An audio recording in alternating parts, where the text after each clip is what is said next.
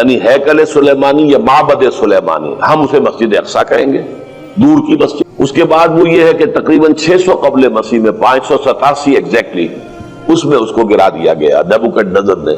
پھر یہ کہ تقریباً 200 برس کے بعد دوبارہ بنائی گئی اسی جگہ پر، پھر اسے 70 عیسوی میں پھر گرا دیا گیا، وہ آج تک گری پڑی ہے۔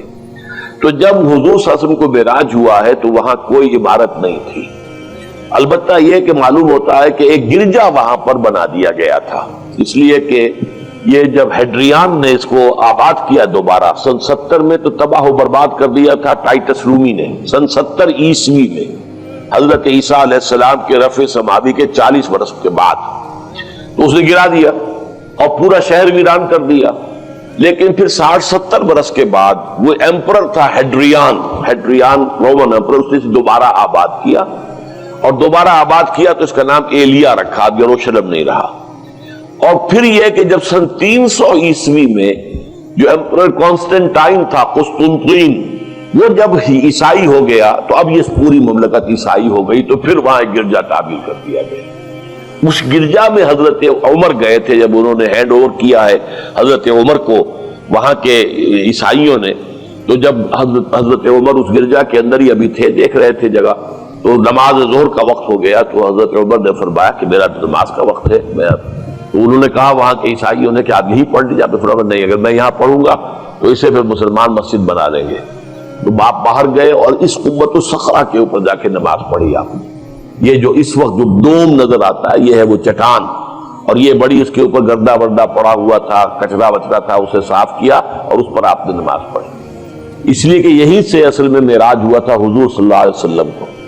تو اب اس کے بعد جو عبد الملک ابن مروان نے وہاں پر وہ قبہ بنا دیا ہے جو قبۃ الصخرہ کہلاتا ہے۔ البتہ اسی احاطے کے جنوب کی طرف ایک مسجد بھی ہے، بڑی مسجد ہے، وہ مسجد اقصی کہلاتی ہے، وہ اب مسجد ہے۔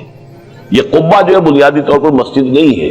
یہ تو یوں سمجھیے کہ جیسے کوئی ہمارے ہاں مقبرہ ہوتا ہے، درمیان میں قبر ہے، اس کے اوپر بڑا سا گنبد بنا دیا ہے، چاروں طرف جو ہے زائرین کے لیے جگہ ہے، ایسے ہی یہ وہ چٹان ہے۔ کہتے ہیں یہ چٹان جنت سے آئی تھی، جیسے کہ حجر اسود جو ہے جس کے بارے میں روایت ہے کہ جنت سے آیا ہوا ہے پتھر، اس طرح یہ چٹان بھی جنت کی ہے۔ بہرحال یہ بہت بڑی ایک چٹان تھی، بڑا پہاڑ کی مانند تھا یہ، جس کے اوپر کے پھر ہیکل بنایا تھا حضرت سلیمان نے۔ اب ہوتے ہوتے وہ چھوٹا رہ گیا ہے، جیسے کہ اب کوہ صفا کوہ مروہ کیا رہ گئے، کچھ بھی نہیں ہے، ان کا نشان ہے صرف کہ ہاں یہاں کبھی